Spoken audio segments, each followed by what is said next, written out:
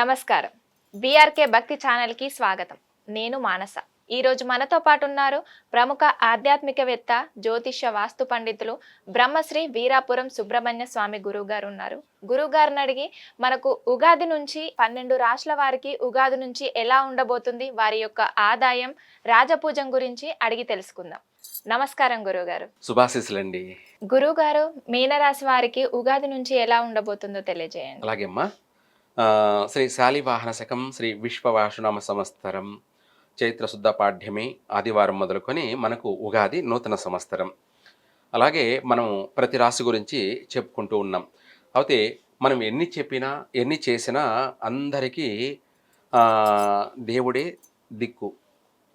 అయితే ఎవరికైనా సరే, నాకైనా సరే, చెప్పే వాడిని నాకైనా సరే, చూస్తున్నటువంటి మీకైనా సరే, ఎవరికైనా కూడా చివరిగా భగవంతుడే మనందరికీ మార్గదర్శం. అయితే మనుషులను నమ్మడం కన్నా కూడా భగవంతుడిని నమ్మిన వాడు బాగుపడతాడు. మనుషుల్ని నమ్మడం కన్నా భగవంతుడిని నమ్మిన వాడు ఎప్పటికైనా బాగుపడతాడు అన్నదే మనం చెప్పేది. ఎవరు చెప్పినా కూడా ఇదే. అయితే మనం 12 రాశులకు గాను చివరి రాశి మీనరాశి. ఈ యొక్క మీనరాశి వారికి ఆదాయ వ్యయములు చూసుకుంటే ఆదాయం 5, అలాగే వ్యయము కూడా 5. అంటే సంపాదన 5 ఉంటే ఖర్చు కూడా 5 ఉంది. అంటే సమానంగా ఉంది. అయితే ఇక్కడ మనకు అధికంగా అప్పు లేదులేండి, భయపడాల్సిన అవసరం లేదు. అదే మన సంపాదన అంటే ఏంటంటే మనం ఎంత సంపాదిస్తుంటామో ఆ సంపాదన మళ్ళీ ఖర్చు అయిపోతూ ఉంటుంది.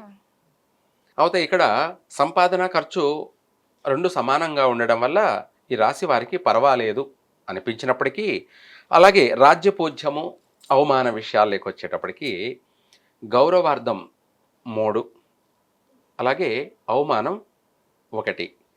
ఇక్కడ గౌరవం 3, అవమానం 1 అంటే అధికంగా గౌరవార్థం ఉంది కాబట్టి ఈ రాశి వారికి కష్టే ఫలి, కష్టానికి తగినటువంటి గుర్తింపు లభిస్తుంది. అలాగే వీళ్ళు కష్టపడినందుకు ప్రతిఫలం దక్కుతుంది. కాకపోతే ఇక్కడ కొంత అప్పుడప్పుడు అవాంతరాలు, ఆటంకాలు అధికంగా ఎదురయ్యే అవకాశం ఉంది ఈ రాశి వారికి. ఎందుకంటే ఈ రాశి వారికి ఆర్థికపరమైనటువంటి విషయాలలో కానీ, అలాగే ఆరోగ్యపరమైన విషయాలలో కానీ 6వ ఇంట శని ఉండడం వల్ల ఈ రాశి వారికి అధికమైనటువంటి శని ప్రభావం వల్ల ఆరోగ్యపరమైనటువంటి ఇబ్బందులు, చేసే పనులలో మధ్యలో ఆటంకాలు ఎదురయ్యే అవకాశం. అంటే ఏదన్నా నూతన వ్యాపారాలు మధ్యలోనే ఆగిపోయే అవకాశాలు ఉన్నాయి. మనము ఏ పని చేసినా కానీ ముందు జాగ్రత్తగా తెలుసుకొని ఎప్పుడు చేస్తే బాగుంటుంది, ఏ సమయంలో చేస్తే, శుభ సమయంలో చేస్తే మనకు ఏ ఆటంకం లేకుండా, ఏ అవరోధాలు లేకుండా మనం చక్కగా అభివృద్ధి చెందడానికి ఏ సమయంలో చేస్తే బాగుంటుందో తెలుసుకొని, ఎందుకంటే టైం బాగలేనప్పుడు మనం ప్రతిదీ కూడా జాగ్రత్తగా చూసుకొని నడుచుకోవాలి, ముందడుగు వేయాలి. ఎందుకంటే నష్టపోవడం కన్నా, చేతులు కాల్చుకోవడం కన్నా ముందు జాగ్రత్తగా ఆ నష్టమే జరగకుండా మనము మంచి అభివృద్ధి మార్గంలోకి వెళ్ళాలంటే గురువే మార్గదర్శకుడు. గురువే అంటే చెప్పేటువంటి, మనకు మంచి సలహాలు ఇచ్చేటువంటి మంచి గురువును ఆశ్రయిస్తే మన నష్టపోకుండా అభివృద్ధి చెందడానికి గురువు మార్గదర్శకుడు అవుతాడు. ఇక్కడ గురువు, అలాగే అంతరిక్షంలో బృహస్పతి గురువు. అలాగే గురుబలం అనేది ప్రతి ఒక్కరికి కావాలి. ఆ గురుబలం ఎప్పుడైతే ఉంటుందో మనం ఏ పని చేసినా కూడా కలిసి వస్తూ ఉంటుంది ప్రతిదీ.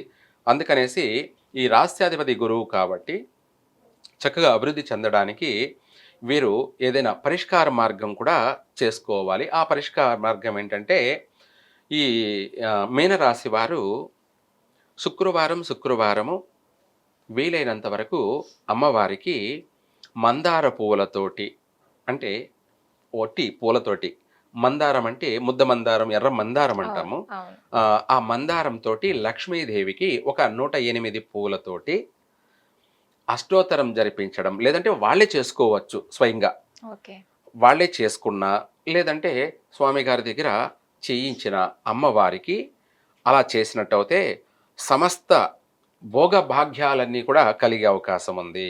అంటే నష్టాలు జరగాల్సింది కాస్త నష్టానికి బదులు అభివృద్ధి జరుగుతుంది ఉమ్, ఈ రాశి వారికి. ఏ పనైనా కూడా వీళ్ళు ప్రారంభించింది ఆటంకం లేకుండానే పూర్తి నెరవేర్చగలరు. అంటే సర్వ కార్యసిద్ధిరస్తు. వాళ్ళ తలిచిన ప్రతి పని కూడా ఆటంకం లేకుండా నెరవేరే అవకాశం కూడా ఉంది. నష్టాలైతే ఎలా ఉన్నాయో అభివృద్ధి కూడా అలాగే ఉంది. కాబట్టి మనం చేసిన దానికి గానే మనకు ఫలితం అనేది కలుగుతుంది. కాబట్టి ఈ రాశి వాళ్ళు ఈ చక్కగా అన్ని విధాల అభివృద్ధి చెందడానికి ఆ అమ్మవారికి ముద్దమందారం పూలతోటి పూర్తి చేయండి. అష్టోత్తరం పూర్తిగా చేసినట్టయితే అలా వీలైనంత వరకు 9 వారాలన్నా చేయండి. లేదా ఏ 11 వారం చేయమంటారు గురుగారు? శుక్రవారం ఓకే. కానీ, ఓకే. లేదా మంగళవారం కానీ, ఈ 2 వారాలలో ఏ రోజైనా సరే లక్ష్మీదేవికి ముద్దమందార పూలతోటి వీళ్ళు అష్టోత్తరం చేయించి, అష్టోత్తరం అంటే వాళ్ళే చేసుకోవచ్చనమాట. ఉమ్, అందరికీ చేసుకునే విధంగా మనం ఇచ్చినటువంటి సలహా. లేదు స్వామి గారితో అంటే పూజారి గారితో చేయించుకోగలిగితే ఇంకా కూడా చేస్తే విశేషంగా వీళ్ళకు లాభార్జన, ధనార్జన, సర్వకార్య సిద్ధిస్తుంది. కష్టాలలో కూడా సుఖంగా వీళ్ళు జీవిస్తారు, సంతోషంగా జీవిస్తారు. ఇంటిల్లపాది కూడా ఆనందంగా ఈ సంవత్సరం అభివృద్ధి చెందుతుంది. ఓకే. అంటే మించి రాజకీయంలో ఎక్కువగా ఎవరికి వాళ్ళే రాజు అన్నట్టుగా, ఎవరికి వాళ్ళే అంటే ప్రతి ఒక్కరు కూడా ఎవరికి వాళ్ళే రాజు అన్నట్టుగా ప్రవర్తించడం వల్ల రాజకీయంగా కొంత అల్లకల్లోలం ఏర్పడే అవకాశాలు ఎక్కువగా ఉన్నాయి. అలాగే రాజకీయంగా కూడా నష్టాలు సంభవించే అవకాశం ఎక్కువగా ఉంది. ఇదే కాకుండా ఆర్థికపరమైనటువంటి విషయాలలోకొచ్చేటప్పటికి కొంత కొంత అనిపించినప్పటికీ అధికంగా వ్యయం ఎక్కువగా అయ్యే అవకాశం ఉంది.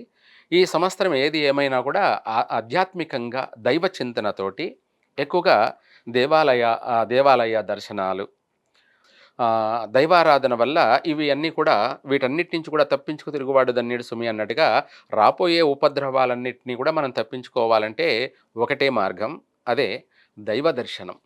ఎక్కువగా దేవాలయాలు, పుణ్యస్నానాలు, పుణ్యక్షేత్ర దర్శనాలు, ఇవే కాకుండా ఏదైనా సరే ఎక్కువగా హోమాలు, జపతపాలు ఇవి ఆచరించడం వల్ల ఈ సంవత్సరం ప్రతి విషయం నుంచి కూడా అందరూ ప్రజలు బయటపడే అవకాశం ఉంది. అంటే చక్కగా అభివృద్ధి చెందే అవకాశం ఉంది.